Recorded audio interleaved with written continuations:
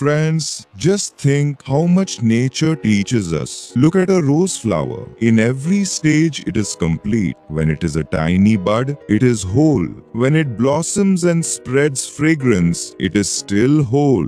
And when its petals fall and only the root remains, it is still whole in its essence. The rose is not a prisoner of time. It lives in the present. But man often forgets the present. Sometimes he weeps over the pains of the past. Sometimes he's lost in fears of the future. Even while holding the treasure of the present in his hands, he fails to use it. True happiness and true strength exist only when a person learns to live in the present, when he, like nature, accepts the moment as it is. But man often lives relying on others. He repeats other people's words, imitates them, adopts the ready-made ideas of society. Yet the truth is, when we begin to see reality for ourselves, we no longer need anyone else's words. Then we realize that our heart is the greatest book and the most beautiful voice of God. When a person lives with God, the sweetness of his words becomes like the whisper of rivers and the rustling of fields.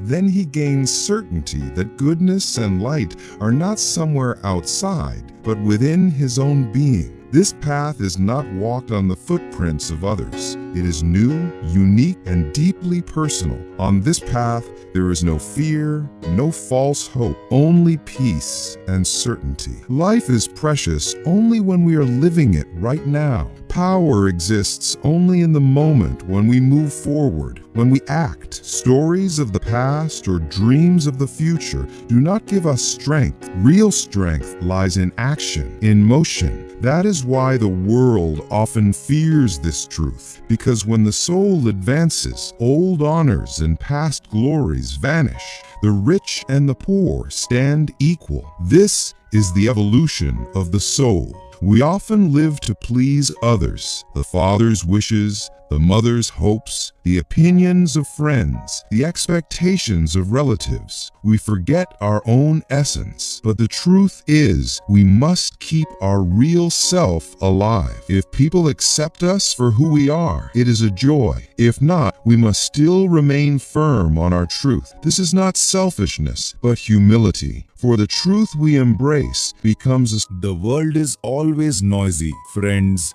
relatives, circumstances all call us towards themselves. But real strength is to not let our soul be lost in this crowd. We must guard our inner light and let it illuminate the darkness of others. Self-reliance means making our own decisions, choosing our own path. In education, not depending on others, but making hard work our true wealth. In livelihood, recognizing our responsibility and bringing innovation. In relationships, loving truly but never losing our individuality.